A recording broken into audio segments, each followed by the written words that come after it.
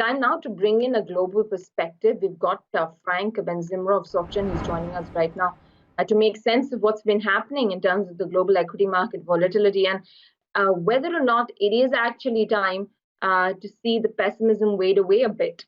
Frank, thanks very much for joining us. We've got new information with regards to expectation of the casualties of coronavirus from the US. Doesn't look, like a pretty number.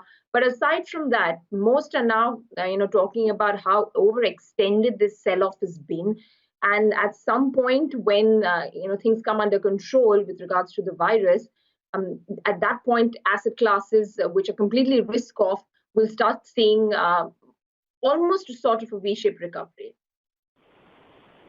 Yes, so looking at the market and the market volatility, there are really three elements that we have identified for stabilization of the market. One is monetary policy providing enough liquidity. Second is a big fiscal response.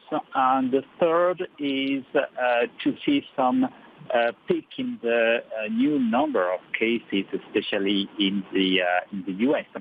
And the first two conditions, in our view, are being met, and the fiscal and monetary response have been actually quite impressive so far.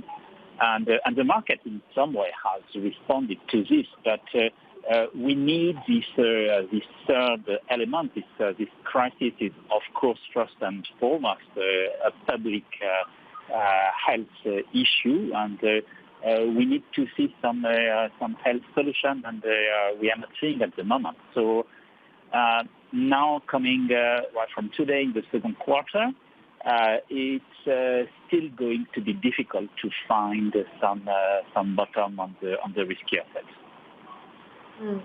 Frank, telling people to stay at home and causing businesses to close is almost like the economic equivalent of putting a patient into coma to facilitate curing a particular disease. But obviously, the lifeline is being provided by the Fed, and the success of this and how fast this economic crisis comes to an end will depend upon the success of the Fed and Treasury packages that they have put out for rescue.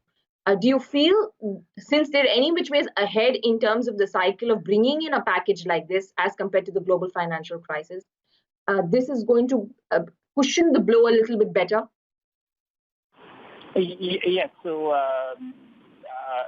we could say in some ways that the economy in the country under lockdown are in a kind of a coma. We are expecting to see in the second quarter some fall in GDP in the range of 20% in the US. So that's quite massive. But on the other hand, it's something which is really unique when you compare to other kind of recession that we had, because it is coming from the services, and we can also see that when we have some the lockdown is going to end, there will be some recovery.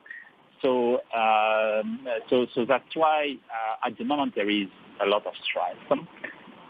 If I look more specifically at the equity market, I look at a number of dimensions on the equity market. I look at the valuation, I look at the technicals, I look at the sentiment, and you have a number of indicators which start to become green, or between amber and green.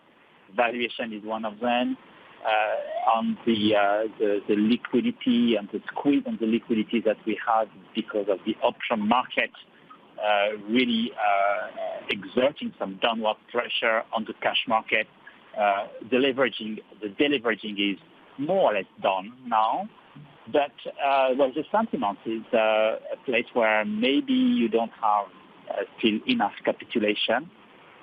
So that's why we see that there is a possibility of a further bottom. But I think at this stage what is going to be interesting and what we are advising our clients is to watch the market, to watch the valuation, and to see some of the names, some of the stock which are high quality and they are becoming affordable.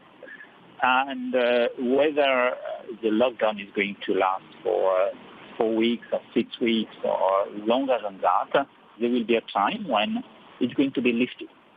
And when it's going to happen, you will have a lot of affordable names. The market was quite expensive, actually, in the US and in even other parts of the world. And this is now, there will be now some names that can be bought.